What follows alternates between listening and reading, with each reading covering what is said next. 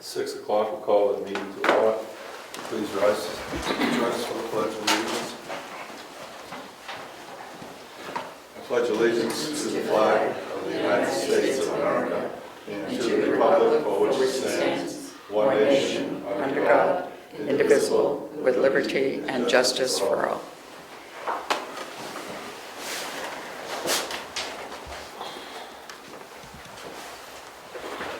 We have no scheduled speakers tonight, so we'll do the approval of the minutes for October 18th, 2022.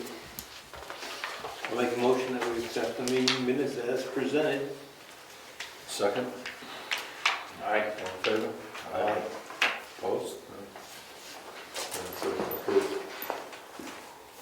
Public input?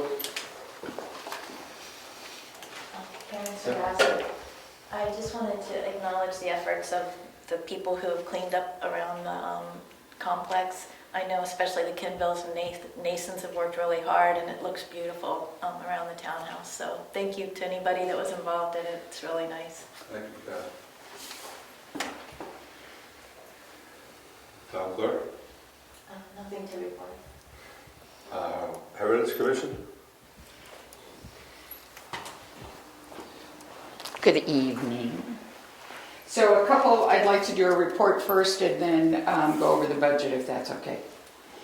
So the Heritage Commission is planning a Christmas breakfast for the town again this year. It will be on Saturday, December 10th from 9 to 11. And we would still like to have Rick do the omelet bar Happy to do it. and Brian to do pancakes and eggs. That would be great. We will have things for the kids to do, to make ornaments. We'll have the Christmas tree over there and then bring it over to the town after that. Also that day, we are planning on presenting the Boston Post cane to the newest recipient, and that would be Agnes McDonald. So we will have that as part of that breakfast. It would be easiest for her to get out during the morning and stuff, and so probably at 10 o'clock we'll do the presentation of the town cane. Excellent. So next year, we're already looking ahead to next year, will be the 200th anniversary of when the townhouse was completed enough that town meetings could be held there. It won't be the 200th town meeting in that building, but we are planning to do a lot of activities celebrating the 200th year of the townhouse. So we're planning to repeat our ice cream social. We're going to ask some of the, I had trouble trying to word this properly, some of our elder statespeople to do some Brookfield history moments, maybe at a town coffee or at other events. We're also thinking of bringing back the barbecue in September this year. Not do as much, but we'd like to try and possibly pull that off again with help from others. Yeah, I think that would be great, wouldn't it? I think it would be great too. So we'll talk about it later and more of it. I think it'd be good. We're also going to have a service to celebrate the history of our townhouse and the many lives that it has lived in August. We have one other request from some people in town, and that is to try to produce a town cookbook. Don't you think we need to?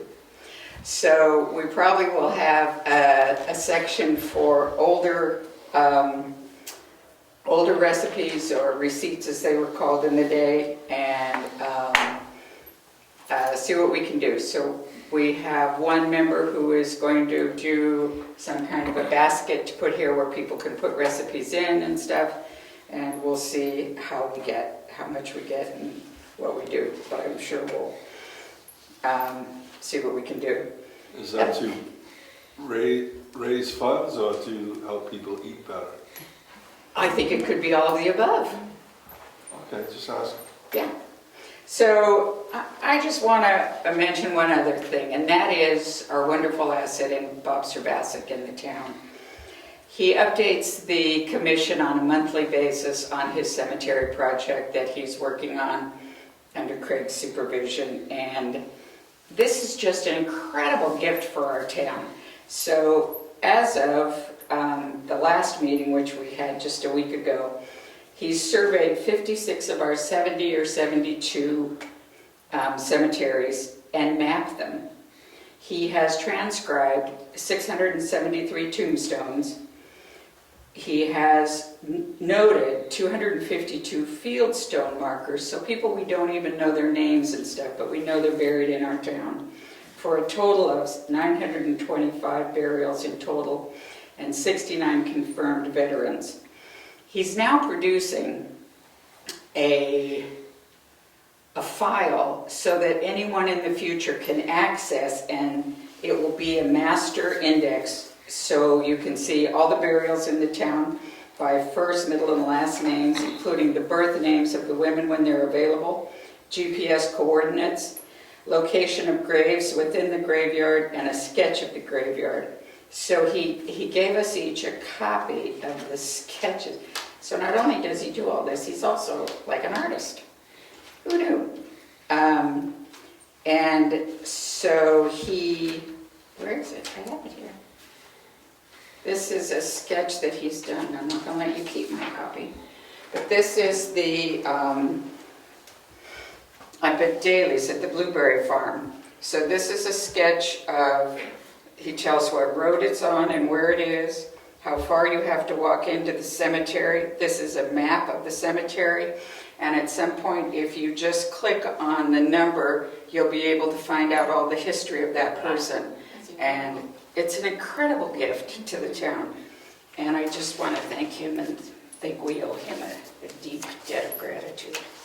So that's it. We should also note that his lovely wife is doing all Is the doing- computer input.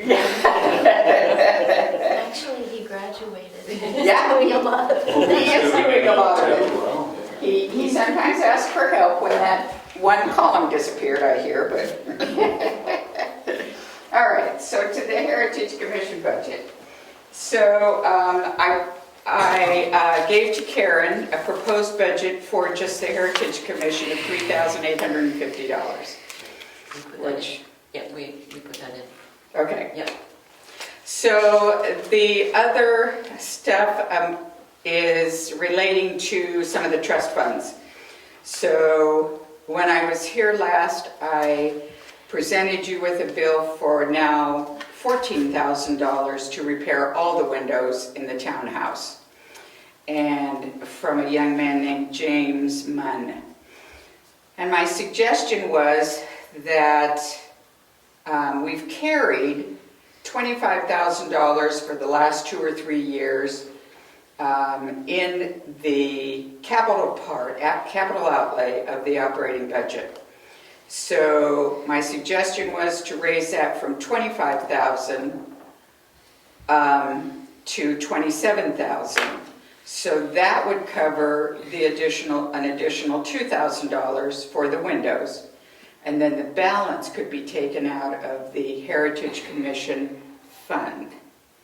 Does that make sense? We budgeted 10. You budgeted 10 for the windows and 15, Now it's For 14. painting. Now it's 14, so we're looking for 4. you're looking for 4, maybe 4 plus.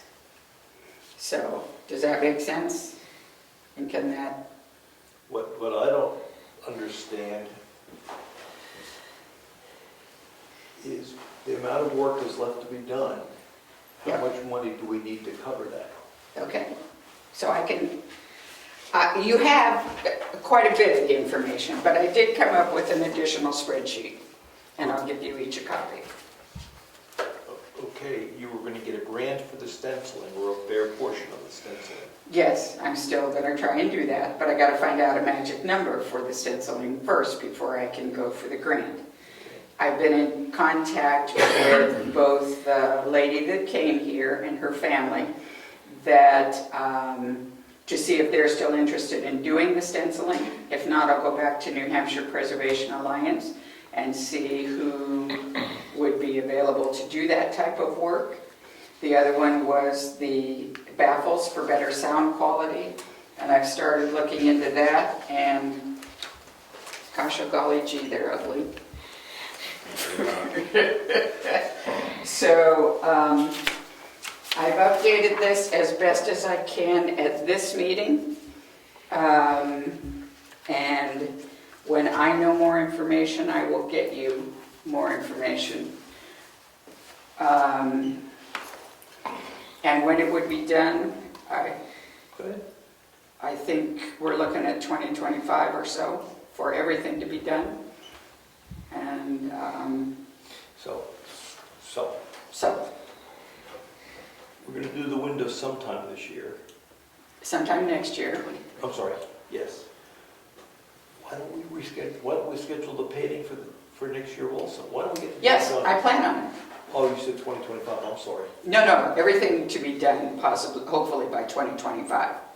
So, yes, I have a call in to Women in Motion Yeah. to just make sure that we could be on their schedule for next year once the windows are done. Yeah. The young man doing the windows said he would be back in touch with me in the spring, which is earlier than he had originally said. So I'm hoping maybe they can be done in spring and early summer, and then painting could be done in the fall. That's my hope. And I'm just getting anxious because we can do it all next year if we get on top of this, I think. I mean, if the windows are, well, Okay, I mean, I need more money. we don't know that. We don't know that, Mary Lou. All right. I'll see what I can do to get you numbers. That would be super. Okay. Baffles is going to take a while, I've because, looked at that. I know they're beautiful and they're expensive. And I don't know where we would put them because if you, Yeah. if you, do- because of the stenciling, if you, is a piece of it. if you fill in the matrix they give you to determine how many square feet of sound building material you need, we don't have enough wall space. Right. So So you're thinking walls, not ceiling? I was comparing both. I was thinking walls. If you know, when the stenciling's up there, do you want to put sound? No. I wouldn't think so. No, ugly. Okay, so you're going to get us numbers. I will attempt to get you numbers. And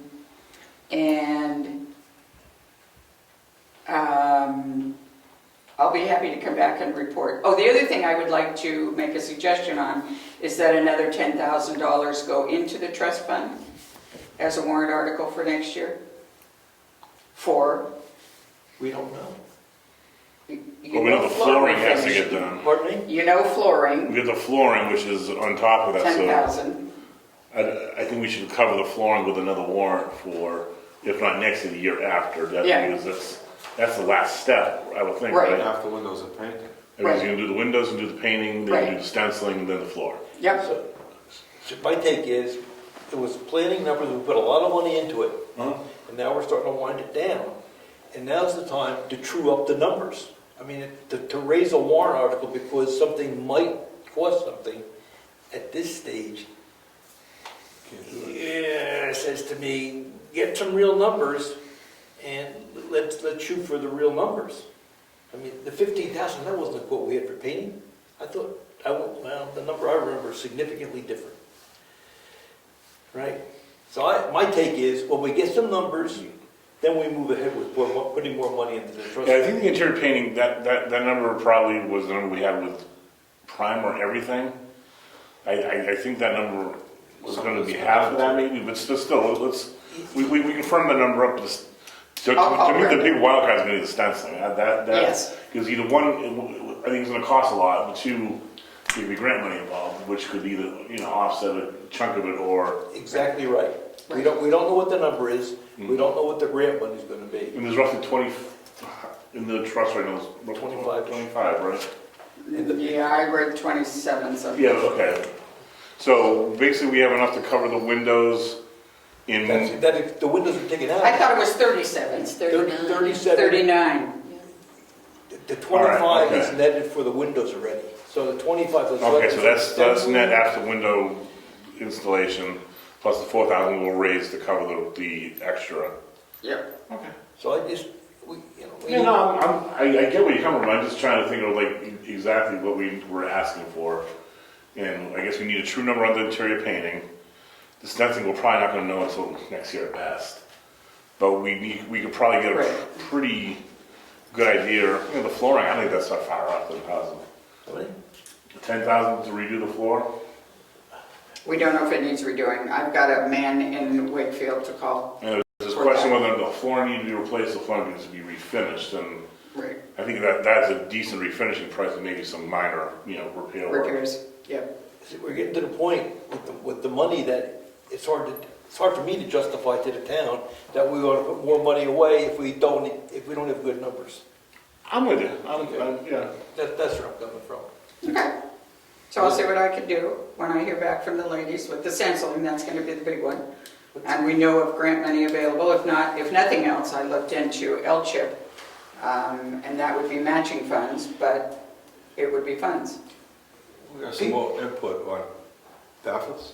Yeah, I just wanted to say, Mary Lou, that there is, to keep with the historical nature of the inside of the townhouse, there are additives you can add to paint that dampen sound. There Instead are. of putting up a bunch of baffling and Right. panels. Yeah, I also have a call into New Hampshire Preservation Alliance to see what other options are available through them or that they know of. So when I know more, I'll be back. So I would love to hear someone, we hear the stenciling is gonna cost a lot. A lot to me is different than a lot to you, different to the lot. No. Any idea what a lot is? Are we talking $50,000, $150,000? We talking 10? I mean, I have no idea. Let's get some proposals. Craig? 30 to 40,000, I would guess, but Okay. I have nothing to base that on. Just. There's already our stencils made, so The that's stencils are made. that's a They're relatively in the small halls. part. It's the labor and the hardest The part labor. is doing The ceiling. ceiling. very high ceiling. So, The wall's easy, it's the We don't- ceiling that's the real bugger, right? Yeah, Yeah, the wall's very simple. Yeah. yeah. All right, Okay. we're killing this now, and we don't have any yeah, we don't know. talk in circles. Okay. We don't Okay. know. I'll be back. Let me leave archives, right?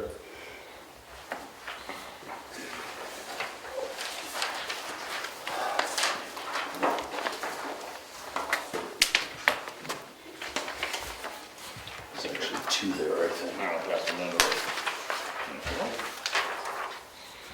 So I picked up the book that was done on last year's budget. I picked that up several weeks ago and took two books down to get estimates for this year's book, which has already been budgeted for, and to find out what we need to budget for next year's book. So I took two books down. Book 7, which is a smaller one, 300 pages, covers 1892 to 1904. They presented two different plans because I had suggested that we might be able to go with the current cover on it. Their analysis, which I can give you copies of if you want to see it, was that it makes more sense under Plan B to do a new cover than to try to repair the old one, which is also pretty acidic because it's cardboard covered with fake leatherette. And as you can see, it's almost $300 cheaper to have the new cover done by them because they don't have to spend all the time fooling around with the old cover. Digital reproduction for the 300 pages is $1,630 for a grand total, if we go with B, which is the new cover, $5,160. Book 9 is one of the more current books, 500 pages, another book with a bunch of inserts that are glued in, and the labor, the conservation labor of removing whatever they can. Unfortunately, there's a number of town warrants that are multi-pages, a lot of, what do we call them, the poll licenses, which are usually 3 to 4 pages. They're all glued in. They have to be, I had explored seeing whether or not it was something that I could do here, but it really needs a laboratory setting because of the chemicals that you're using. So I decided I wasn't going to try to fool around with it. And the book is 500 pages. So the conservation for the book is $78.25, and the digital reproduction is $29.50 for a total of $10,775. You budgeted this year $10,000. If you want to bite the bullet and figure out where you might get $775 to add, probably the best thing to do would be to go ahead with book 9 for this year. And it's just a matter of the chair signing the contract, and I send it back to them, and then they put us in the queue, and then they let us know when they start working on the book. It'll be digitalized while it's being cleaned and opened up so that they can get good, clear images just like they have with all the previous books. We won't be doing any microfilming anymore. We decided that last year. Any questions? Yes. What do we do with the digital data? Well, we learned the hard way that with the early books, we had PDFs. No, we had JPEGs, and we had to convert them to PDFs to get them onto the website. The other problem is when we went to put them on the website, you can't put a whole book as one file on the website. Our website won't handle that big of a file. So luckily, the assistant archivist, Kristen, spent hours, and Rose helped her to figure out how to break up the PDFs so that they can go on. But we still haven't put them on the website because everything's changing with all the computer stuff. The other thing is, Kristen and I haven't worked together for at least probably almost 6 months. So we'll be getting back to that, and that's one of the things that she'll continue to do. So now, instead of getting JPEGs, we have them, they do a TIFF, which is the best practice in terms of digital reproduction. And then they do a secondary source, that's the right word, which is the PDF.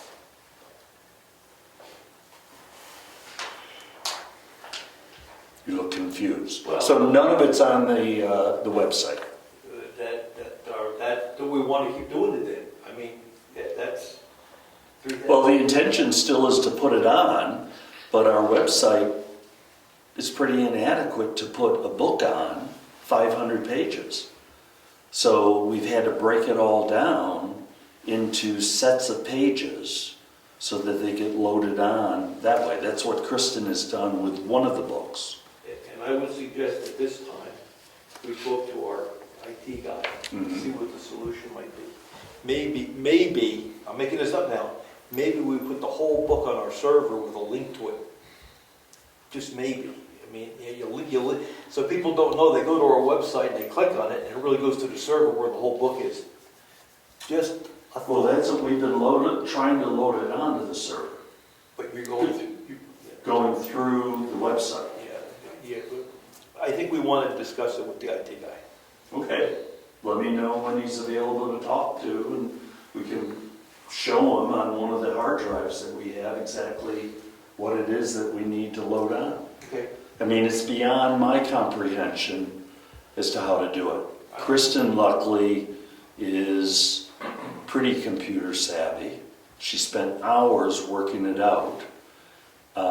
The way we're having them digitalize them and give it to us now, I've asked them to give it to us in small groups of pages so that we don't have to go through that. But it's been a learning process as we've gone along. Understand. Yeah.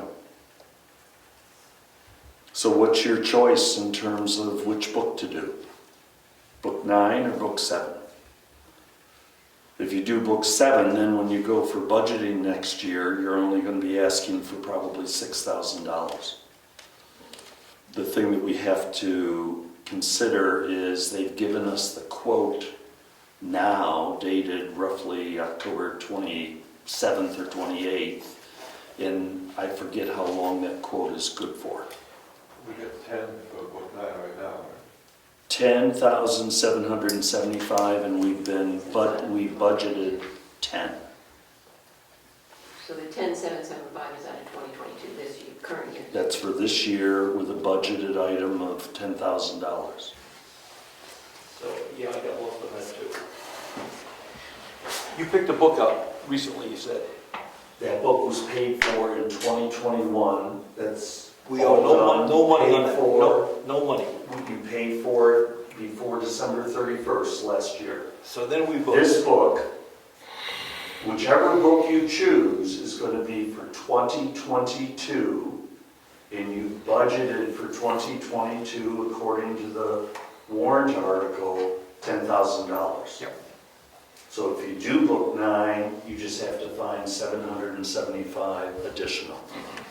The book will probably not be completed in 2022. You know, because there's always a queue.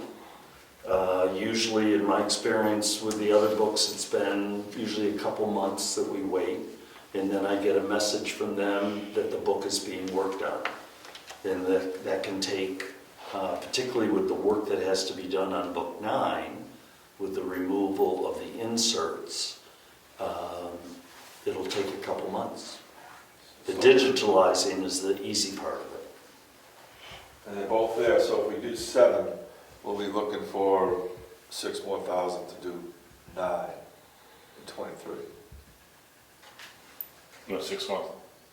No, No, if you do 7 right now, it means you spend $5,200, and you return to the town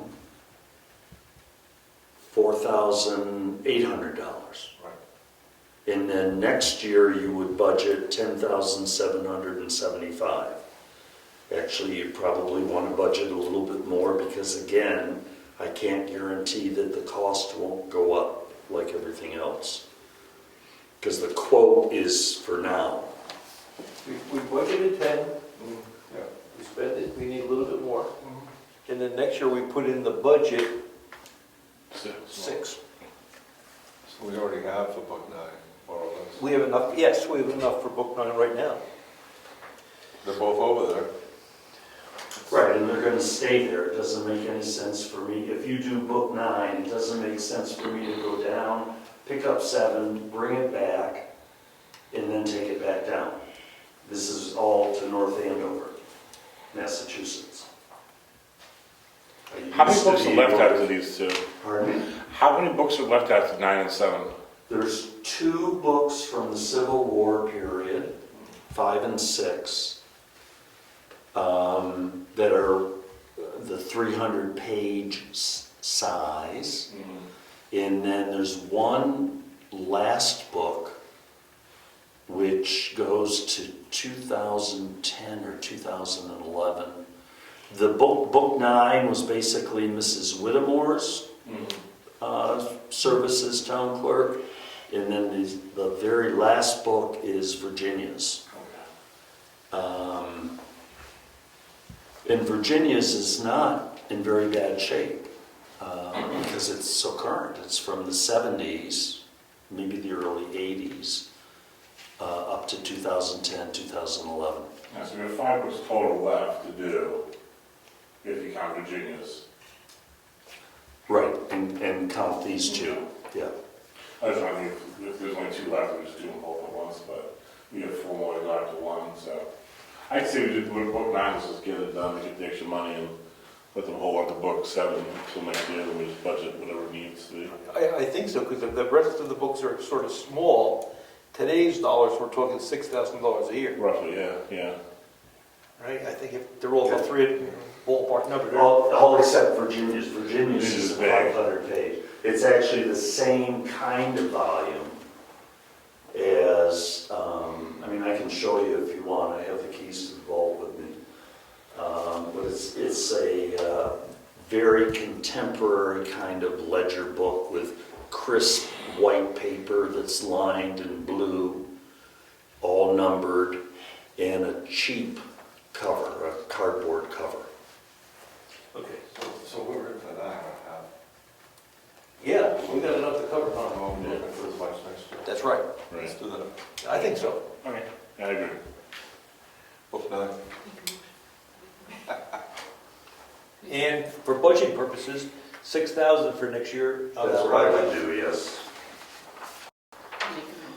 For restoration, right there, we're going to put 6. Conservation. Yeah, I'm gonna put We'll put a 6. 6 in there. I put 10 for 20. We don't Oh, have- you don't have the budget, you were looking at Oh, okay, expenditure, yeah, yeah. yes. I move we go forward with book 9. Yep, I second it. All in favor? Aye. Aye. Thank you. Thanks, Chris. And Craig, I'll have an invoice or something for that before the end of the year? You can, I can ask them to produce an invoice before the end of the year That for would be good, 10,775. yes, please. Okay, planning board meets on the 14th. Tax collector? Treasurer? Oh, okay, that's me.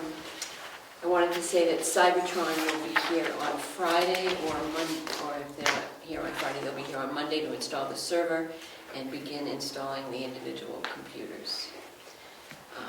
I'll be meeting with the trustee of trust funds on Thursday. Code enforcement fees. There's been some confusion as to the amount to be charged for electrical, plumbing, or even a driveway permit. Our website has the fees based on if you were building a house or a project. And people have been asking, how much does it cost for a generator to be installed? And none of that is on your website. So we need to have some more specific fees. You need to decide on some. Am I correct? We're not going to create them, we're just going to clarify and put them on the web, because we just had that deep public hearing. Right. So we're not changing them, we just have to. We should update the list, because there's even a few other fees that are on the site that are off. I agree. So we should probably have every department check their fees, make sure Yeah. everything's accurate. And the code enforcement will just have to have somebody just add the Right. current approved list on. Why don't we ask the various departments to look at their fees, right? Yeah, Because we've got a return check fee that we passed, right? We got to get Right. that up there. And forward all the corrections or updates to Cassandra and let her get them up there. So what about the fees? Did we get them from Nick as far as what he's charging for electrical, plumbing? we just had the hearing, so we should have the list. I don't know if that was that. We got the list for building permits, that's the number to change, but for Oh, for just like so you go out and look at a plumbing incidental job. work wasn't Right. included. It was $35, it's still $35 for him to go out and look at it electrically. Yeah, so you're just gonna have to just give us an appendix to the list. Yeah, put a list on the website. All right. That's what the confusion is, people don't know what the number is. Right. If I'm putting a generator in and I need an inspection. Yep. So, All right, so Nick will get us an updated list for that, and maybe every department needs to just make sure their fees are all. okay. Yeah, because there's planning board and site plan reviews and lot line adjustment fees. Yeah. All of this is on there, but Yeah, I'd say we go from A to Z, let's just go to every department, make sure all the fees are accurate. okay. So what about that? Some are done and published and some are not. Some are not published, yep, that's the bottom line. Okay, then I would like to defer the revenue that we have from, where's my note here? Okay. to defer the revenue that we received from the Senate Bill 401 additional block grant aid in the amount of $28,300.29. We'll add it into the 2023 budget. I probably need an official motion for that, and it's right there. If you want to make it. The other one, I'm not sure what you're going to do. And there's COVID relief money left over of $6,000 from the computers that we received $36,000. We've spent $30,000 on the computers. So there's $6,000. I can either defer that or you can spend it in this year's budget. All right, so Joanne handed me a proposed motion. Motion reads, I make a motion to defer the revenue that was received from Senate Bill 401, the block grant aid, in the amount of $28,329 to the 2023 budget. Then there's another potential motion to defer $6,013 in addition to that. So if we're not going to spend this money by deferring it, it becomes revenue next year. Revenue, and you put it on the expenditure side. So your road maintenance budget could increase by the $28,000. But you're asking us to put it as Make a income. decision, yeah, make a decision. Otherwise it goes, this year it'll just be surplus if we don't spend it. Or defer it to next year. Do you understand? Okay. I think we should just defer both. We've already, we just did the big project with the computers. That other 6,000, you could argue we could put it towards the book if you wanted to spend it right now. I think it has to be spent on either infrastructure or... Oh, I thought it was anything. I thought they... Well, it is, but... But it's not quite anything. I don't know if it would be preservation of... Okay, no, that's fine. We have town software too that we were talking about. That's true. We would pay for half of either one of ours. Chris? Chris? Can I make a suggestion about that? Yeah. If you just going back to the previous meetings here, if you just spent a bunch of money to upgrade the computer system, wouldn't it make sense to use that money to upgrade the software so that the computers and the new software and everything was up to date?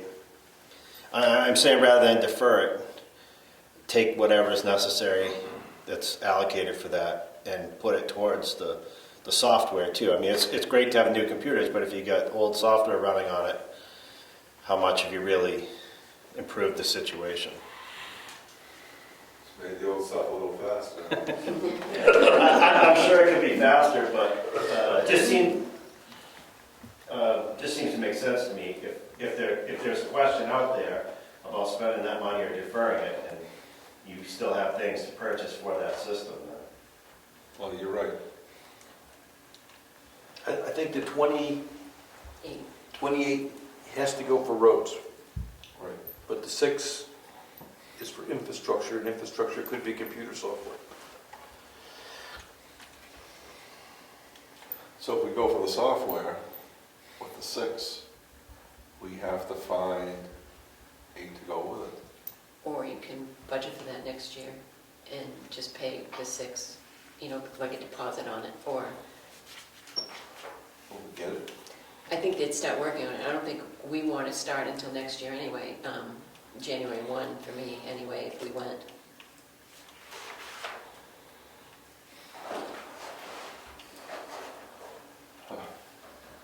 I did do some, I did call around as it was suggested to me.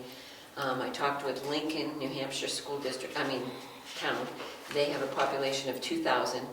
They used to use BMSI. They changed to MTS, which is what I'm looking at, in 2019. They gave it excellent ratings. I talked to Northwood, New Hampshire. They have a population of 5,000. They converted from ProFund to MTS in 2022, January. They have excellent things to say, and they're so glad they switched. I talked to Moulton Borough. They converted in 2019. They're very pleased. And Waterville recently converted, and they give it an excellent rating. I talked to Bristol. They have a population of 3,200. They have a little difficulty with the payroll system, and I think it's probably more there. I didn't hear that from anybody else, but they say they had great support and felt, they had answered all their questions, was right there to help them get through it. So I didn't find any negative. So these are all towns, A little it's hard to bit. find one our size, but close to our size. I tried, Albany is using actually QuickBooks Pro, and, and they're about our size, but they're using QuickBooks Pro. So how much does Karen's token software, you're going to talk now, for next year? I think you are. Joanne's token software, soon, closer. Well, I think, when did you want to start, Karen? I need the computers all set up before. Yeah. I need everything integrated before I try to convert. Yeah, she's got to have her hardware stuff. So Set. how much money do we need for The two. no, for yours? Oh, for mine is it's 11,000 to purchase the package, and then there's the conversion, which is 3,000. Annual support is 2, but that's an annual fee. It wouldn't be the first year. It would be just, So does 11 get us there this year, and the 5 in January finish this job? 11 would purchase it, and then there would be only 3,000. Oh, that's Yeah. what's not clear. 3,000 for the conversion. In training, that training is included in the conversion. Let me ask you differently. So we own the software. How much do we need next year? 3. Okay. I understand. So if we use this money for the 6, we have to come up with 5. 5,000 this year. Do we have money? There is money. There is. I think it's, you can look at your budget. You got contingency, you got welfare, we didn't touch much. Yeah. Do we even do a lot of the building maintenance? Do we use a lot of that? I think there's money there, and there's quite a bit in Chris's, but, he may, Just taking your money, Chris. Because I look at general government building, well, that's where there's seems to be a decent surplus, that and the welfare. And then the contingency is always sitting there, so there's money to be had. What we get besides fancy software is we get compliance with the auditors, and all your we state don't reports. handle numbers and payroll, et cetera, twice. We're not Right, hand transferring numbers from one program to the other. correct. So it drops our probability for mistakes. If we're going to do it, I think we do it now. We got the money from the state. 6,000 is left, right? That was town money, right? Yeah. So that's more than half of it right there, so. What are you? I see what you're saying. I say we use the 6,000 that we have and find the remaining in the budget, which is plenty there. What's the name of the software? MTS, Municipal Resources is the company in MTS. I'll move that we go forward with MTS software for the town treasury budget software. Do you want to do the 11,000 purchase, or do you want to do the full upgrade for the 14? 11 this year and 3 next year. Okay, that's what I think too. Okay, cool. Yeah. And then when you talk, I second it. Yep. All in favor? Aye. Aye. And when you talk to them, say, well, we want to get it, understand, paid this year, Mhm. but get early in January, bring it up and running. Yeah. Ask them for the family discount. I certainly will. Thank you very much, very, very much. That'll make my life much easier. Okay, you weren't done, were you? I was Yeah, going to no, see. no, All right, let's see. Yeah, I think I'm okay right now. The rest I'll do under budget, when we're doing budgeting. So I'm good. Thank you. And we got the bill from the county. Yes. We're going to see that later, but people are going Yes. to believe we got our bill from the county. Yeah. Just FYI. Road agent? Well, People have been seeing all over town.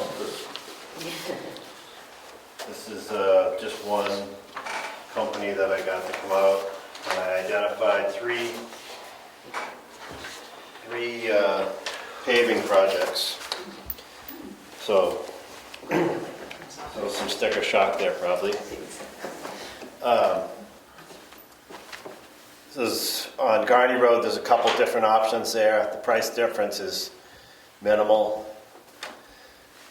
in a high-priced situation. Well, I got two other companies I'm gonna have do the same thing. So we got something to work with for the moment, but I haven't gotten their proposals back yet. I identified Garney Road, Roberts Road, and Moose Mountain Road as the three worst areas of pavement in the town. For various reasons, but something to start with anyway. So, all right, so the first option is, the first section is Garney Road, and there's two different bids there, or estimates, 340 and 307. So the first would be to grind the road, and this is the full length of the road from the Wakefield town line all the way to Stone Road. Because right now it's like in 4 separate stages of damage. So that the first number there, that would be to grind it and reclaim the asphalt, grade it, compact it, and then pave with the base asphalt. The second number is just to shim it. So you would overlay what's there with new asphalt. The problem with doing that is it's only temporary because when you see those potholes develop, that's generally from rocks pushing up through the pavement. So that's going to continue to happen if you just overlay it. If you prepare the subgrade better, you're going to get a longer life. Well, I did talk to the guy for quite a while. He confirmed what I suspected, that when you put the base down, that's good for like a year or two, and then you need to overlay it with a different product that is not as permeable. So it keeps the water out and it keeps it from cracking and causing more damage. So on Clark Road where it was just repaved or is redone new, that really should be overlaid fairly soon. That's the kind of thing you're looking at in terms of doing proper asphalt work. That being said, everything's done with a budget in mind, so it just may not be an option to do it that way. Roberts Road, again, that was a little bit different. The first about 100 feet of it need to be completely torn up, regraded, and rebuilt because the road is lower than everything else around it. It holds water, and that's why if you've been over there, you see that the pavement's missing. And then Moose Mountain Road, that was just an overlay on what's there. And again, there's rocks in that. The road is not in particularly good shape. And then, of course, if you're going to do that work to those roads, probably should at least inspect the culverts, if not replace some of them. So that would be an additional cost that would come out of the operating budget before the paving could be done. These were your 3 worst roads. Yeah, 3. That's the group of 3 of the worst pavement. Pavement. Yeah. There's dirt roads that are worse, but the pavements, those 3 have the worst pavement.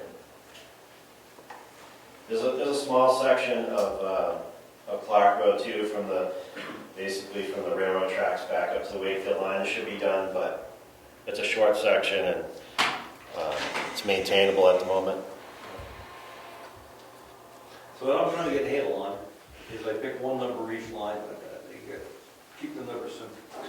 350, 100, 350, 100, 450, 600,000 over X number of years.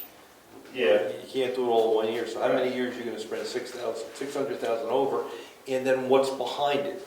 Yeah. What's coming next? So you didn't look into, let's see, what are the roads we have that are that we own. Gotti and Moose are our busiest roads. Yes. And our longest roads. Yes. Yeah, I mean, if you want to look into the future, I mean, every road is going to need some work. Like that's dirt section of Lyford Road. I mean, I'm not the first one doing this job, but it should be paved. It gets a lot of traffic. It's through traffic. It's a lot of maintenance to it, and so you know, we can look at all these upcoming projects, but I think you got to kind of stick with picking something, you know, to budget for in each year. And I know we've waited a couple of years here and haven't done paving, so picking any of them is fine with me. It's just some numbers to work towards a budget on those.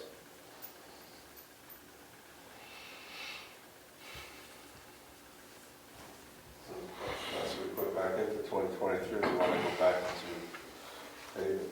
Well, yeah, and It's also safe to assume that the price is only going to go up too.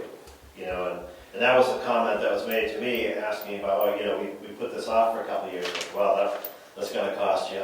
Yep. You know. But it's with the budget in mind. If you got to save up for a few years to do this, you don't have any choice. It is what it is when it comes time when you have the money. can you take the Garney Road and do it in 3 steps? I think you can, but then you're making a seam each time, you know, and that's what you have now is you have these kind of segmented pieces of the road, and it's all doable. It's just by doing that, you know, one piece this year, one piece the next year, one piece in the third year, you know, then do you come back the fourth year and overlay the whole thing because you're taking one piece of road and breaking it into 3 or 4 years of maintenance. Okay. Well, I don't think we have to make a decision. No. This is data. Just data for budget, and like I said, I got 2 more companies that are putting something together. They just didn't make the deadline for tonight. It's good. I also have a couple of questions. As long as the town barn, the garage here is going to remain empty, can we store some things in it that are either outside at the moment or in the other shed that are, you know, it's a dirt floor in there and it's just kind of dark, and it's not the easiest thing to go in and out of the wooden shed that's further out there, you know. So there's a bunch of road signs and stuff. I'd like to keep them in the garage. There's a water tank that goes in a truck that's sitting up at the salt shed. I'd like to put that in the garage. There's you know, like I said, the signs and stuff that are in the wooden shed with the dirt floor, put those in the garage. Makes sense, yeah. This is all road agent related. It's all stuff that the town owns. Yep. So rather than have it either scattered around or sitting in the dirt out there, we can put it in the garage where it's completely, you know, it's on a concrete floor and dry storage. And for that matter, there's plenty of room in there if you want to get that fire truck inside someplace that's a little more sealed up. Yeah, makes sense to do this, and it's town property, let's keep it safe. Sure. I don't have something. Doesn't need heat or anything like that. The stuff's outside or not the greatest place to start with, so it'd be nice to just put it all in one area. Organize and put it in there, yeah, I think Yeah. that makes sense. Go for it. Okay. Do we need a motion? No. No, just do it. I met with the resident on Moose Mountain Road this week. They had a concern about their driveway holds water now from the rebuilding of Moose Mountain Road. So their contention is that the road is higher, which I agree with. There's a different grade there, and it should be. The road should be higher, and it is. But it's creating a pond in their driveway, and they want to know if there's anything that the town would want to do about that. My suggestion is, and what I told them is, just for temporary, we could put some gravel in there, see how it comes out for the winter. It's really a winter problem. The water lays in there, freezes, and they have a huge frozen lake at the end of their driveway. I thought maybe we could just put some gravel in there and see how it goes, but it speaks to a bigger problem of how much the town wants to do in terms of fixing people's private property and what responsibility the town has towards that. So before we really decide anything, I think we should come up with some sort of rule to determine that, because when someone has a complaint, you need to know what the guidelines should be. And right now, I don't think there really is a hard and fast guideline to what the town is willing to do. If we cause a problem doing the work to keep the roads open and in shape, we should work towards keeping the rest of it maintained, particularly on the prescribed right-of-ways. It's a tough one. I know. You know, there's no culvert there. There should have been a culvert there 20 years ago, right? We didn't put a culvert in. Yeah. See, So so, whether these things get done when the road is rebuilt, or they get done by the landowner, like this house has been there for, I don't know, 100 years, so, you know, it didn't have a culvert when the driveway was put in. So do you know, when you change the grade of the road, how much do you take on in terms of, you know, what is the town willing to take on in terms of making those repairs? And I think that's the question, because a lot of the houses are old, right? Yeah. So, And the roads are a lot higher, Yeah, for a couple hundred years. right, and to be honest, that's the way the road needs to be higher, because that's how you get the water off it, and that's what preserves the road and gives the road longevity. But in this case, it's creating a problem. It's a winter problem. It's an uphill driveway. They get started up the driveway, and they're stuck because it's just a big pond of ice, you know. If it was me, this is just kind of, I don't know if this is the right way to do it, but I might consider a town meeting or a warrant article and asking the people of the town to vote on how much they're willing to do in terms of making these repairs. That way, when people keep coming forward with, I want this fixed, I want that fixed, you caused this, we have a rule that's been voted on or been approved by the majority of people that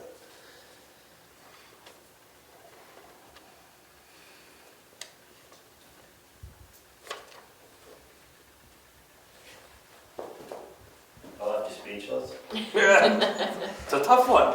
Yeah, I agree, and that's why, you know, me personally, I don't feel it's the town's responsibility. I think everyone has to take responsibility for their own property. This isn't a case where their property is damaged, but the grade of the road needed to be changed, it was, but it wasn't, the driveway wasn't fixed at the same time the grade of the road was changed, which a lot of times you'll see they'll change the grade of the road and they'll cut the driveway back to a certain point and either pave it or add gravel as needed, and that's done at the same time as the road is repaired. In this case, it wasn't done that way, so a couple of years later, this problem is persisting, and now the resident wants something done.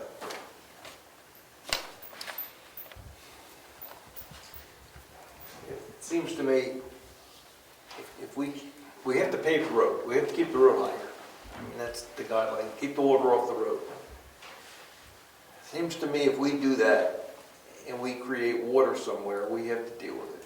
So if we work there and we created a water problem, we own it. If the house has been there 200 years and they say, I got water on the side of my road and we haven't touched it, we're sorry. Just, I don't want to sound ridiculous, but when you do a road, when they do a road, I mean, it seems to me that the road rises up 4 to 6 inches each time. Is that true? It depends, but it just depends on how the drainage is being laid out to start with. You know, like in this case, I think what happened was the road was lower, and over the years, the road kind of gets beat into the ground, and from years of plowing the shoulder up, it never got put back, so you have the road and then you have this little hump on the edge of the ditch, so it kind of kept everything in the road or flowing down the edge of the road. Well, now the road is up where it belongs so that you can get the water off, but that little hump isn't there anymore. The water is going directly off the road into the yard and then ponding up on this driveway. And putting the gravel in is going to kind of compound the problem with the yard but fix the driveway. It really needs a culvert, but that's a much larger expense than a little bit of gravel to keep the water out of the driveway. What I see other towns doing, they pave the road, I think you touched on it, they put a little lip going in, they pave a foot or so towards the driveway, just to make that transition from the higher driveway to the original grade. I don't think we did that, we just paved. There's a small, there is a lip there, that's mainly so when the edge of the pavement breaks up, it breaks up that lip and not the main road surface. But in this case, the road is higher and it makes the driveway sit in a gully, so. Next to that driveway is a pretty good pond, it's almost the Yeah. seasonal pond. And I mentioned that, I said, used to be the kids that lived there before them used to ice skate on the thing in the winter, because it was a big frozen pond. And that wasn't a concern of theirs. They just don't want the water laying in the driveway making the pond. So I think what I would say in this one circumstance is a little gravel in the driveway, and we'll see how it goes for a year, get through this winter. And if the problem is gone and they're happy, it's very little money spent and the problem is solved. If we know what our actual caused it. Yeah. Just case by case, I guess. We want to pave the roads. Case by case is fine. It's just a matter of every time this comes up, you got to go through all the scenarios, and then if one job requires an extensive amount of work over one that doesn't, then there's going to be some disparity there in terms of what people expect. We don't want to trench this, do we, all the way down and make the water run? Well, I would try and do that just to help out the situation a little, but that's just a regular road ditching maintenance issue. That wouldn't have anything to do specifically with that landowner. I guess what I'm saying is that you put a swale in the driveway. So Well, that's what's there now. a big swale. Yeah. And so the water gets like 8 to 10 inches deep in the winter, and when it freezes, obviously you've got a pretty big area that's just solid ice.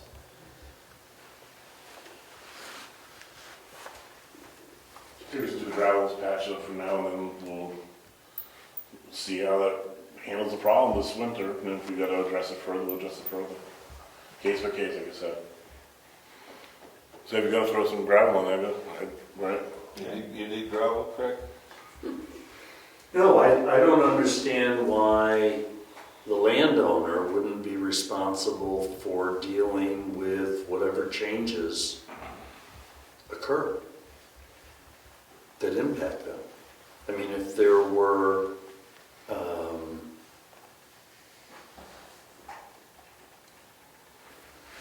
geographical changes on their property, they would have to respond to it. And paved roads, I mean, if we want paved roads, it's a reality that they're going to be paved and they're going to just keep on getting higher and higher. That's what I was asking earlier. I think this is kind of like a case of, hey, my neighbor built a house and they put in a culvert. Now the water that used to flow here now flows directly here, and somewhere outside of their property caused a problem. So I don't know how that gets resolved other than legally, which nobody wants. So it's I agree with Craig. Me personally, I would look at the paved road and say, wow, we got a nice road. I think I can spend a couple $100 on gravel and fix my driveway, but I'm not the one that's in question here.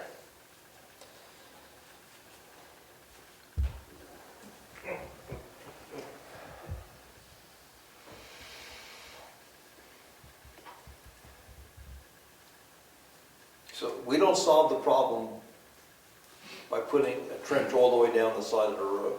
We just can't move that water anywhere.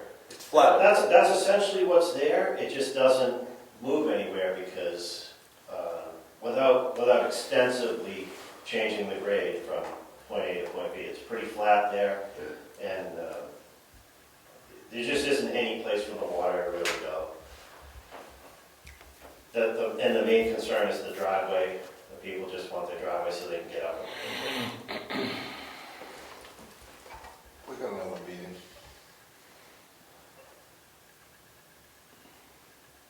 You want to discuss it later? I don't know, Brian, what do you think? I think you dump the gravel Yeah, and we'll just move on. yeah. That's what I think. It's not very expensive, right? No, I would say No. it's certainly less than $500, a few $100 between the gravel, spread it, and get it compacted so that it stays put. If that's not good enough, That's the issue, right? This is it. I think. We tried to help them once, but after that, what then? we take the gravel back out, right? It's not a good fix. That's the problem, is it's not a good fix. Right? Right, the appropriate fix is to put a culvert in there, but you're talking about regrading the ditch line, two separate pieces of property to get the elevations right to drain the water, and the cost of the culvert and the gravel, and it starts to get pretty expensive with a culvert. I think they'd be happy with just the gravel in there, just so that and I also think plowing the road and that driveway differently will help out quite a bit. So if water does happen to get in there, it has a place to go. I think plowing makes a big difference, how you do it and how far you push stuff and where you allow water to drain from. Would a storm drain be more expensive or about the same as a culvert? Yeah, storm drain would be more expensive only because you need the concrete structure itself, the drain itself, the culvert. And I don't think it requires anything that extensive, but, like I said, the problem is no matter what you do for this person, the next person's always going to look for more. So case by case is fine. I just feel like the town should have a rule about how far they'll go in terms of making these repairs. And going forward, when a road is rebuilt like that, that should be part of the rebuilding process, is to identify those problems. If you raise the road up, what happens? More thought into it. Yeah. Okay. I'll move that we take this case on and see what happens. Fix it. He said fix it. Okay. But I think we'll agree, fix it. All right. All in favor? We got a second? I'll second. All in favor? Aye. Nay. All right. I will let them know that there's some gravel in the driveway, and hopefully that solves the problem. I just have a question too about the Moose Mountain Road Bridge. Is there an engineering report on it? And if there is, can I get a copy of it? I have some stuff, Chris. Let me dig it up. Okay. Okay. It's not complete. I'll talk to you about it. Okay. Okay. Is this something that you want me to take a look at or undertake? I mean, it's been going on for a long time, so I don't, if it's something that you want me to try and facilitate, I'm happy to try and get something done. If not, Let just me tell share me. what I have with you. I'll turn it all over to you and give you a history report on what went on up until today. And then you take it from there. Okay. It really comes down to money. In the end, how much are we willing to spend, and what needs to get done versus what can get done. Okay. Like we know the deck's good. We know it's just the wings and footings get that erosion back there. So can we get concrete pumped back there and get it fixed. You know, Rick was making good headway, then it just, you know, people just kept not taking the job, so. You been in contact with the highway department or anything on that? Have I been? Yeah, No. okay. I haven't done anything other than live there and see that, and live in the town and see that it's been a problem for years, so. Yeah, If it's something that you want to get done, you know, I can work on trying to right. find somebody that, you know, we could go to the state and use their list of bridge contractors and stuff and maybe put out a prospectus and get some bids on it, that kind of thing. Or if it's something simple, there may be somebody that I can find that could do the work. I'll take the time to, I'll find the documentation I have. I'll call you and bring you up to speed as to where we are at this point. Okay. And you take it from there. Sounds good. Excellent. I think that's it, other than keep stop sign was stolen off Moose Mountain Road, so. What happened? One of the stop signs is stolen, yeah. I don't know where they're going. The Wakefield police contacted me and said they had a bunch of signs for me. I went down there and only one of them was ours, so. And it wasn't the stop sign that was missing, so. Any tumble down Dick signs or? Nope, just Brookfield town line sign was the only one. All the rest of them, I didn't recognize, so. Thanks. Newsletter? All right, so I gave you guys, well, Joanne gave you guys a copy of the just about finished draft. I have already noticed some things I need to fix on it, such as all the contact info fonts that I chose got too crushed when it was printed, which it looked fine on the computer, but apparently not in print. So I'll change that so everything's actually legible. Couple other minor little things I just gotta touch up, like I added that the town offices are getting software before that went through.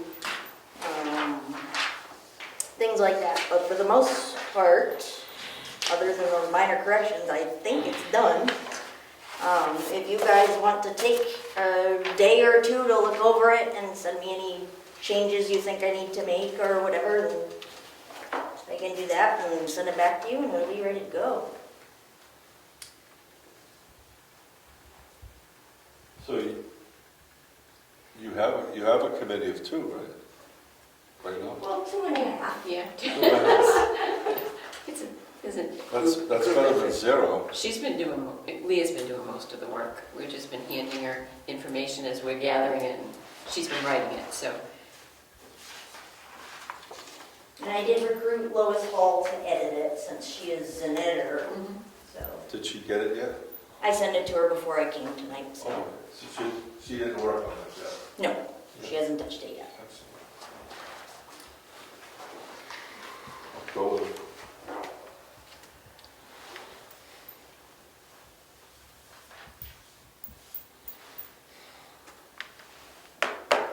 Is that a newsletter? No. It's one of my carrying items. Oh, okay. You'll get this to read this soon. I move that we go with the newsletter, just move forward. Have Lois go through it? Bring it back to it for a final draft, or no? Do you want to see it again? I don't want to see it. Okay, I'll just email it when it's Above my fixed pay up grade. and done then. And we'll Yep. get, yeah. Does Diana still stuff the envelopes by hand? We'll probably help her Have with a- that, yeah. Usually Dick does it. Dick? Dick does it. So it goes to Lois, and if your team's satisfied with the edits, send it to Dick Pickham. All right, Thank you. you're welcome. That looks good.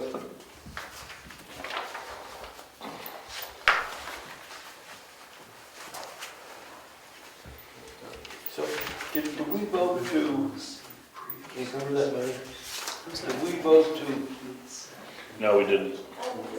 Oh, no, I don't think we officially voted on the 28th. We get sidetracked with what we're gonna do with the. Right, Do it again. okay. Well, we move that we, I think you moved it, I don't think you voted, right? I read the motion, and I don't know if it was seconded, and I don't know if we actually approved it. Again. I'll make a motion that we defer the revenue that was received from Senate Bill 401 block grant aid in the amount of $28,300.29 to the 2023 budget. I made that motion. I'll second that. All in favor? Aye. Aye. So we got to give that to Wait, let Cassandra. me deal You with want the it? other one. No, well, I I'm just, not doing the other one, right? yeah, so, So that, so it goes to Cassandra for the minutes. meeting minutes, you get the motion. And we did the one for the software. In here. Yes, we did the software.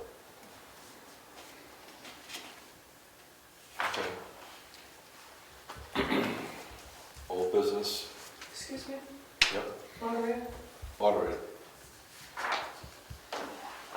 Jim Calls was not able to make it tonight. He asked a couple questions. First, when you guys setting up for the election, he'd like to do it Saturday. That's the day basically that he can do it. Set at the townhouse. Yeah, You guys free on Saturday?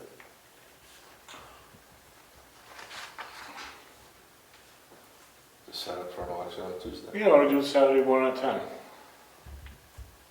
The booth's already, I was just getting the tables and chairs back into place, yeah, so just putting, it's not, you know, the bulk of the work's just putting tables and chairs back in place.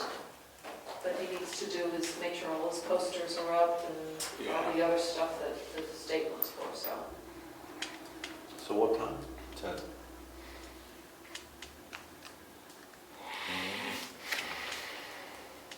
One of the tables that was used for the primary, I ended up retrieving because we needed it for the work Cassandra and I do. And now the computer people have it. It's the folding white table. They have all their stuff set up on it. I mentioned to Cassie, somebody needs to tell them that that table may be needed for next Tuesday. And we have a small 5-foot table that I retrieved from the back room in here, but if they take that, that leaves me without a table and leaves me unable to do the work that I need to do. So the question is, do we have a table that fits in the handicap tent? So I think we can use larger tables for everywhere else, but the handicap Now tent. we need it's everyone. Yeah. What size is that? Is that a 5-foot or a 6-foot? It's a 5-footer. So The 6 folding, foot, the that's folding fit one in that they are handicap? using is a 5-footer. And you need a what size for the I'm not handicap? sure, I'm not sure, I remember. So just need to buy another table Challenge. instead of juggling tables around? Yeah, we'll find one. Because if you want, I'll go buy a 5-foot table, we'll just have, leave that there. Well, hopefully that will remain there. Well, yeah, but just for the time being, I need to be juggling tables as far as we can pay for a table. And will we get it, have that Brian get a 5-foot table? I would just like to let you guys know, I don't know what the size of that table needs to be and whether there's one over there for it, so maybe we should check that first. Okay. Will you take a look? Yeah. Motion withdrawn. All right, I'll just put for the motion, I'll verify if there's a table there. If there's not a table there, I will go buy a table that'll fit the handicap voting booth. How's that?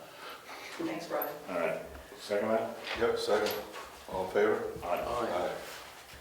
Next, and I'll read what he said. As a reminder, we need all 3 selectmen present at the election, and if any of them can't be present, then they need to appoint a selectman pro tem to be there in their place. And it's under RSA 658:21:21A. Every time the inspector comes in to inspect the election, he says, "Where are the selectmen?" And if it's me, I'll say, "Well, there's one next door and the other 2 are around." And he says, "No, they have to all be here." So, Jim asked me to remind you of this information. Thank you.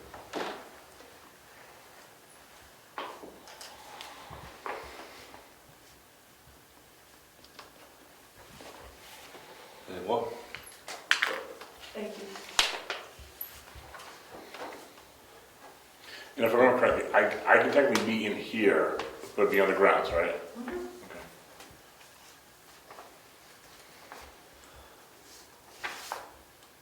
Old business, or new business. Do we want to move our selectmen meeting to AM for a trial? To see if we can change the, basically the office, the audience, and make it convenient for the town. What are you proposing? Thinking 7 AM on the same day. You up? I can do it. I'm up. I'll give it a whirl. All right, if it sucks, we'll come back. Okay. So starting in 2 weeks, Yeah, 7 o'clock in the morning here. yeah, November 15th. Okay. Can I ask for a clarification? Do you mean all your selected meetings now will be 7 AM? Is that what you said? We're gonna try it. Okay. Just for clarification.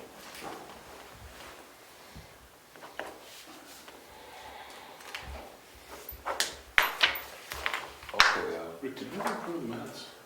yeah. I just initial it, I don't know. Want to go to Carrie or? I got some yet. Carrie.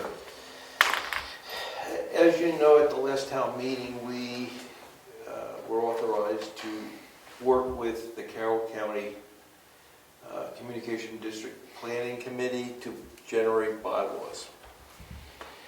Well, they have those bylaws prepared, and to move forward with them, a public hearing is required. And they'd like us to schedule a public hearing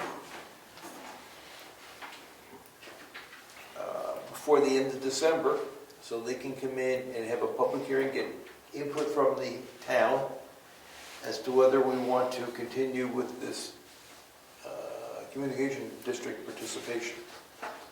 So here is the, I printed out the crux of their email. This just come today? No. It's been a couple of weeks since we've been here. This is our first meeting. Have you been to any of these meetings, Ed? No, but OSPI is discussing that. They're going to have one of the commissioners, Commissioner Plash, who's the chair of the Carroll County District Planning Committee, to come and give a public information hearing on what it's going to entail for the towns to join the district. And those are the bylaws. And it's my understanding that we just have to schedule the meeting and they will come and run the hearing. You have the exact same, I also handed you an email that was sent out to the chair of the board. OSPI's having the same question you are. What are you actually being asked to do? So what I was going to do on Thursday is go and speak to Commissioner Plash and see if he perhaps would come around and do a little information just on what you are expecting. Yes, it was my understanding we are just posting it and they're coming to actually run it. That's unclear. That's unclear. That's unclear even to the other towns. So that's why I'm going to ask Commissioner Plash if he could make it a little bit more clear. Okay, so I guess we'll table this then. And I'll see them on Thursday. Okay. And our next meeting is in 2 weeks. They will Yeah. decide. They want us to tell them when we can have the public hearing. And it wasn't clear to me what the participation is from the board. Did they have 7 items or do they want 7 hearings? One hearing. Now, the reason why OSPI had a problem is because even the OSPI administrator is on board, Matt Sawyer. He also wondered, he didn't feel comfortable that if they have a public hearing, how they're going to be able to explain it. So they wanted more information on what they have to do. Who's running it? That's exactly right. So, because you're having a public information hearing, you have to have information. And that's what nobody really has. So that has to be clarified. Okay, so why don't we table it for 2 weeks? Table for 2 weeks. Ricky? Okay. And it's 14 member towns, correct? Because I would assume all the other towns are having the same question. 13 other municipalities, so 14 total, right? 14 towns. But some of the towns have already scheduled it. But I don't know what's gonna happen, I don't know what the agenda looks like, right? Yeah. All right, good. We got one more when you keep going. Go ahead. The railroad tracks have been paved. Nice and smooth. I noticed. Want to say something? Go ahead. Well, the railroad tracks on Clark Road have been paved by the rail trail committee, and they did an excellent job. It is smooth. It is very nice. You slow down, you don't have to. You can go to speed limit, whatever it is. You just missed the view, but we want to thank Frank for doing that. It was Yeah. Good job. That was a good job, and I traded emails with Frank, was it Saturday it was done? Reese, I don't know when it was done. I went over it Friday night, it was done. Yeah. I went down that road too, and I put the brakes on, slowed down, and it was just, I rode nice and easy. Who's Frank? Fair Frank Fraser. Fraser. The rail trail committee. He got a grant and got that done. Has anyone said that Clark Road is a racetrack now?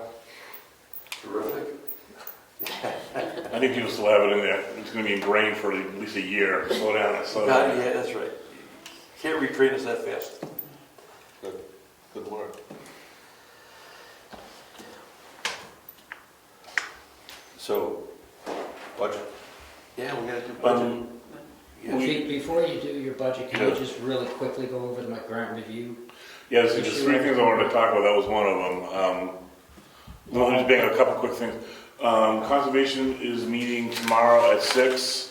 No new applications in, but we're going to be looking at a couple action items that want to take place. Hopefully we'll have a full quorum. Thursday, the trustees of the trust fund are meeting at 7 p.m. here. And Ed and I met for the grant review committee to go over the grant application that I think Ed's going to present us. Grants, grants, grants. Everybody likes grants. Free money, free money. While you're looking, the emergency management, the hazard mitigation is complete. We're waiting for the final printout on that. We did the hazard mitigation in tandem with Wakefield. So we're part of the same plan as them. Okay. So, I just wanted to read the general purpose of what the selectmen created. This committee, which is the Grant Review Committee, was formed by the Brookfield Selectmen to review grant applications and provide a summary report of grant disclosure conditions. The committee will also evaluate if the acceptance of grant funds will have future tax impacts. The committee is advisory only and has no statutory authority. Now, what we came up with so far is this. I'm trying to make it very simple. This is the problem I'm trying to solve. Department heads often come in to selectmen's meetings and ask or say they need you to quickly sign on to a grant that they've applied for. You don't really get enough time to evaluate the grant, if there are any conditions, and it's not really reported to you, and I think that's unfair. Now, this doesn't only happen here, it happens in all the towns, and it happens even up in the county. When I was in the legislature, I went down and attempted to change one word from may to shall, and it was in reference to the delegation has, in part of their statute, it says that the delegation may have a way of reviewing grants or create a grant review committee, but it doesn't say shall. So I tried to say shall to basically force the delegation to put together a committee, and any grant that goes through the county has to be processed so people understand what they're signing. Another good example of an issue that I found was when we were grant reviewing a sheriff's Homeland Security grant. There were 52 to 80 different terms and conditions that no one read, and it was just signed on to, and it shouldn't be, because any grant is a contract. And a contract legally has three parts: presentment, disclosure, acceptance. Without those three things happening, it is no agreement. You have to disclose all your conditions before anybody signs onto it. So all I was trying to do was make sure there was a process.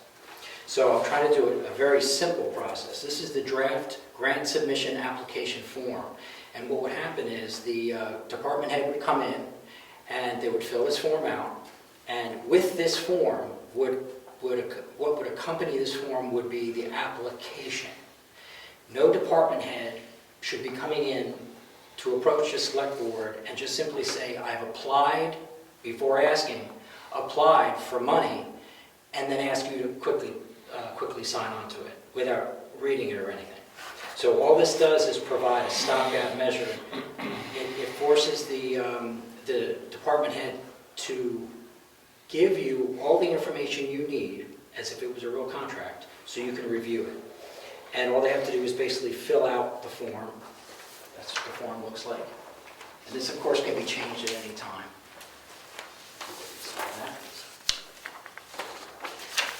Now, the process also has a flow to it that the committee was working on. And this is the general flow. This is also a draft, but it's the flow of exactly what will happen. So even a department head will know before what to do when they come in. And I think this process will actually speed up grant writing, and it'll just speed the process and make it more transparent, not only for the public, but for the selectmen, because you're signing a contract. And it's a very simple process.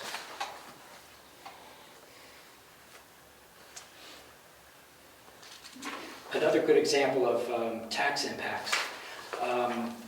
Tamworth, a good example. Tamworth, and I'm probably repeating myself, but I said this a while ago. In Tamworth, they have the South Tamworth Village.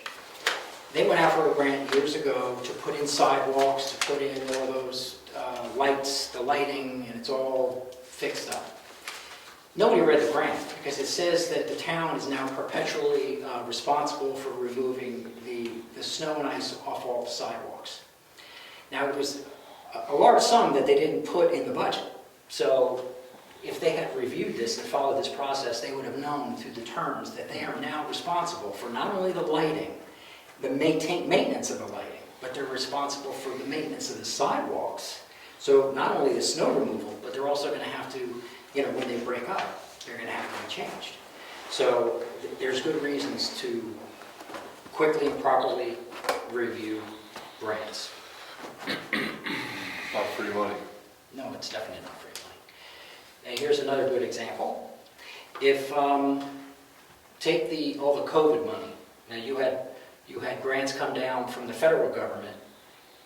There were block grants, but were there any terms in there? Were there any terms or agreements that you signed on to that you know about? Were you given any paperwork when you signed to accept the money? You had a public hearing to accept it because it's undesignated or unrealized revenue. But did anybody really go into reading what the tax implications were for taking all that money? All one has to do is look at all the inflation that was caused by the $6 trillion that's now being pushed down to the states, which really haven't worked into the system yet. So it really would have been good at the higher levels to do this also. My issue is the state. This cannot be solved, I don't believe, by creating a grant review committee in every single voluntary town. Some work has to be done at the state level to stop it from just have the money just flowing down without anybody looking into it. Maybe the state should be responsible. If they're receiving and offering the money, maybe they need to be doing it at the state level. But for the towns that I cover, Ossipee, Tamworth, I'm going to be doing something similar to see if they would also be interested, because there were a lot of grants coming through a lot of these towns. Thank you. The main reason for being here is Mary Lou is on the committee. I'm on the committee. I have not been able to get in contact with Ed Nason. He was also on the committee. Brian, being a selectman, it'd be good to have a selectman on there. That way, he could also bring this information to the board as a liaison. So if you do have grants, you understand it. So that's a good idea. So I need somebody appointed to take Ed Nason's spot. I spoke to Mary Lou before. She said she'd be willing to stay on it. And we could keep working on this process. Because there's other types of grants, there's block grants too. Now, block grant doesn't usually have any, it's just money that's just given to you, and then you use it for what they say, which is bridge and roads and bridges. So there's no real problem with that one. But I'm certain, since you have the authority to trigger the committee, if you feel that the department head gave you the submission sheet and it's a simple grant and you have no questions, then you can simply just waive that and not send it to the grant review committee. But I'm certain you may get a grant that's too big for you to just look at by yourself. So it would be good to trigger the committee for that. So the committee is still active, Yes, and you need another appointment. correct. So find someone to fill a seat, and we'll be pleased to appoint him. Selectman Brian Robichaud. I'm up for it. You're in. Move to put Brian on the grant review committee. I'll second it. All in favor? Aye. Aye. Now, I do have to apologize that we did not meet on a monthly basis. We met the June before COVID started, and then COVID began, and then it just kind of got lost in that shuffle there. So we will be meeting once a month, as law dictates. I would prefer to be like the last Wednesday of the month and just keep doing the process. But for now, we would like to make this a permanent application after you've reviewed it and if you accept it. That way, when you have a department head meeting, I could come at the department head meeting and then we could just talk about how to do this, how to fill it out. It's very simple. Thank you. Okay. And I also cannot find the book that I had here for the minutes, so I have no set of minutes for all of us. Thank you.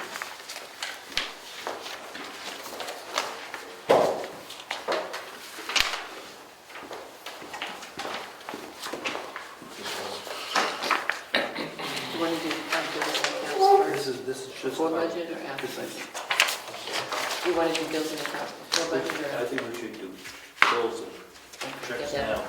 Okay, let's do that now. Okay, all right, consolidated communications, 100. No, we can't. I thought it said that. Go ahead. I'm sorry. Did I go too quick? No? No, I interrupted you, I'm sorry. Consolidated communications, 112.72. Expense statement from Diana Peckham. She has postage for 142.80. Dues for her and Rose, $100. Registration for convention, $100. Lunch at the convention, $73.61. Mileage to the convention, $53.75. And mileage to the bank and post office, $50, for a total of $521.56. Easton Minerals for salt, $5,797.86. Eversource, $28.46, and Eversource, $210.21. IDS identification source, which is for animal tags, dog tags for Karen, $118.57. Governor Wentworth monthly payment for November, $94,282. I purchased the plywood that is mounted in that room. They're going to mount the server in that utility room up on the wall. So he wanted 3/4 inch 2x4 plywood. So my husband mounted it for us. It's $33.69 for half sheet of plywood. It's terrible. That's 3/4. Yeah. Postage for Karen, 500. Oh, it's not only postage. Postage was $38.16. Office supplies, $205.73, and mileage to her annual meeting, $291, for a total of $534.89. Kinville Construction for the week ending October 23rd, $4,195. for the week ending October 30th, $4,625.50. Osby aggregates for crush bank and coarse sand, $1,527.88. Porter office machines for $42.77.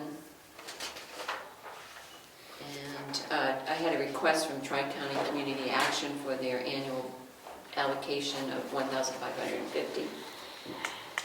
The invoice from Carroll County for the money that we pay them, the assessment, $132,303. Last year it was $139,271. So I don't know if that matters to you. And that is what I have for bills. I make a motion to accept the bills as read. Second. All in favor? Aye. These and keep going. And there's also payroll. I can maybe start with Brian on the payroll.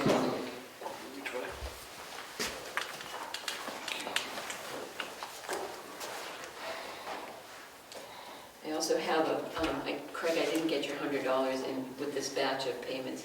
Is it okay to wait another 2 weeks?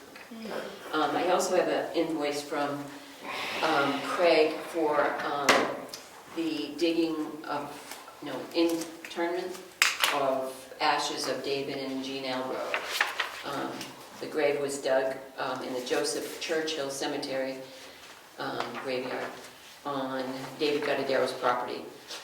So we will be taking that out of the cemetery. The cemetery trust for Trust. the Joseph Churchill. Yeah. Yeah. And they still approve that, the selectmen?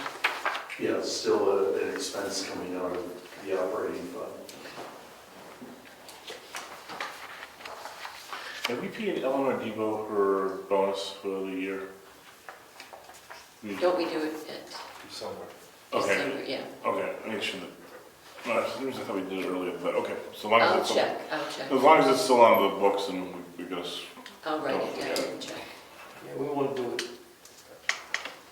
Maybe next meeting, so the money's in our That's what I'm getting at. Okay. cans for December. Fingers don't look so good.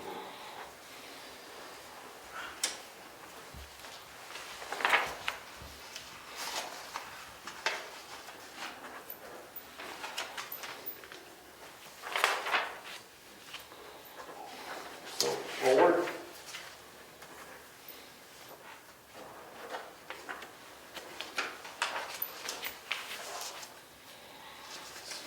So Chris, have you given any thought to next year's budget, what you think? Forget the paving, that's excellent, but there's all kinds of other stuff that we...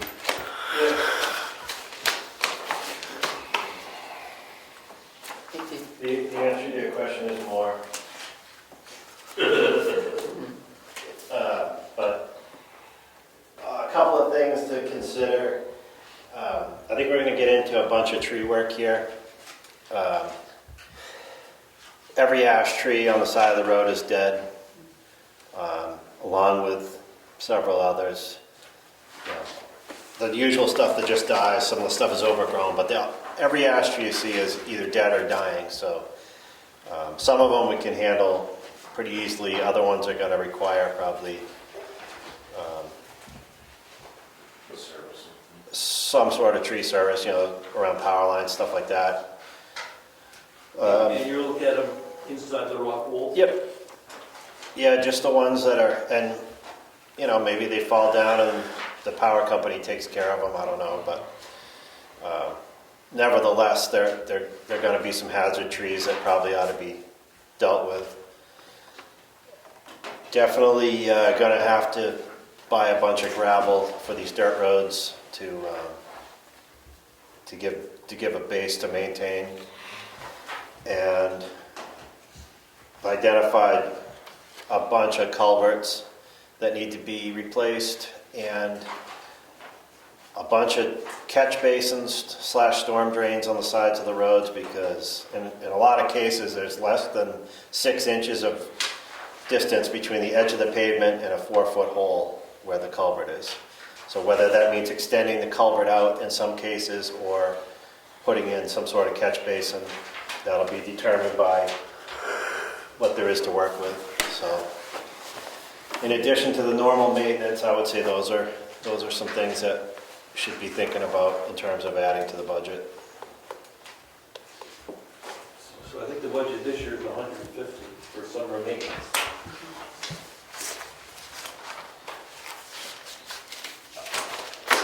I did increase it, just because I wanted to come up with a bottom line for you guys to see, and if you would sign that, it's just Craig's check for that. Do it next time. But we certainly can adjust, I mean, it's We're just, going to do this so that gets yeah, signed. yeah. I'm speaking for myself. I'm not sure how much longer we're going. Are we going much longer tonight?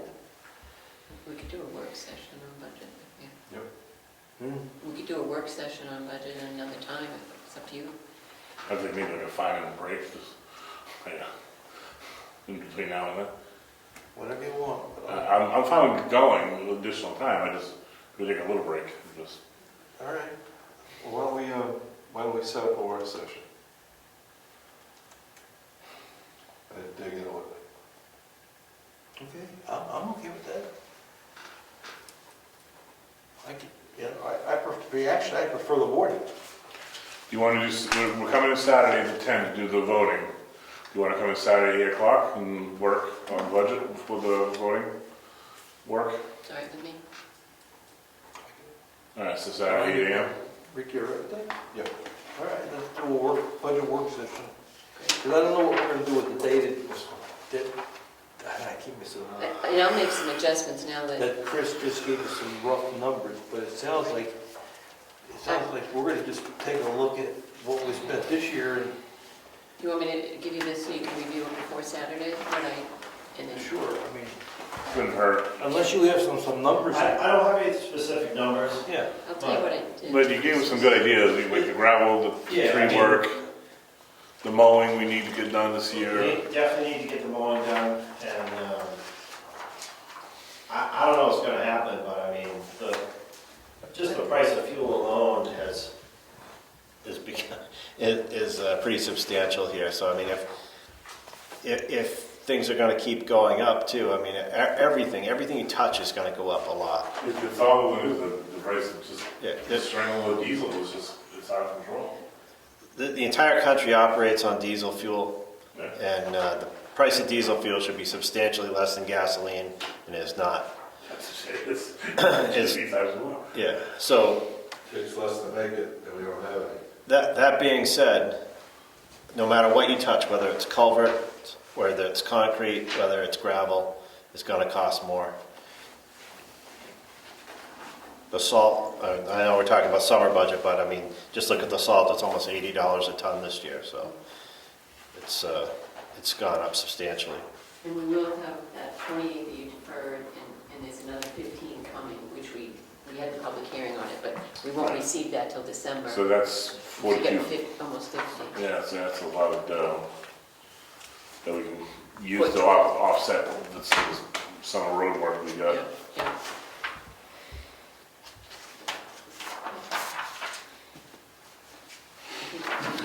Rick already signed, I think you already signed those ones. Maybe unless, then I'm done. Oh, maybe not. Oh, yeah. I'm sorry, I'm throwing the right.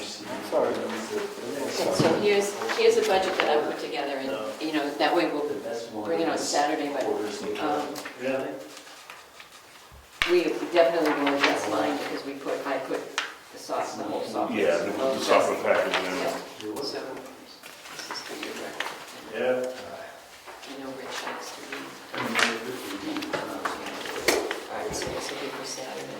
Saturday, 8 o'clock. Budget. Yeah. I think I got these. I don't know what the real reason is, but Susan, right in? we went from a position of So- creating enough energy in this country to supply it and not. What, And we give a lot of money and a lot of fuel to other countries for no reason. so, when I got prices for trees to come down, they were like $1,000 a tree to give us. Yeah, depending on the, it could be that much, you know, it just depends on the equipment. So maybe that's- the paychecks.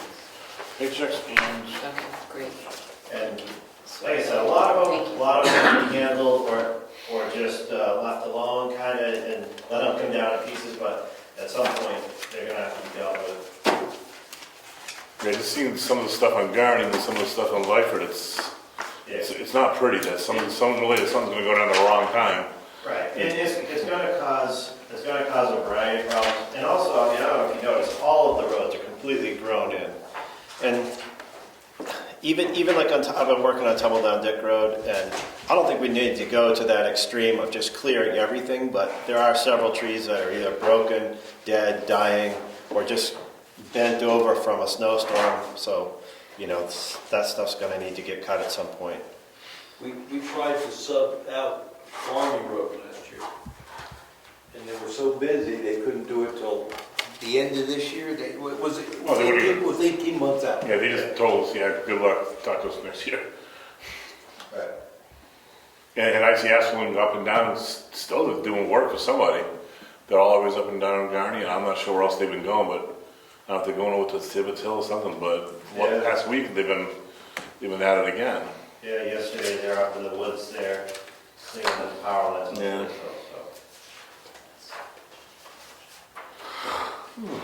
So we're gonna have to have Cassandra post Yeah, 8 post o'clock this. Saturday. Yes. And your 7 o'clock one for the 15, right? 15. Yeah. Great, thank you. You adjourn. Meeting adjourned. Budget on Saturday. 7:52. We have to start looking at the water.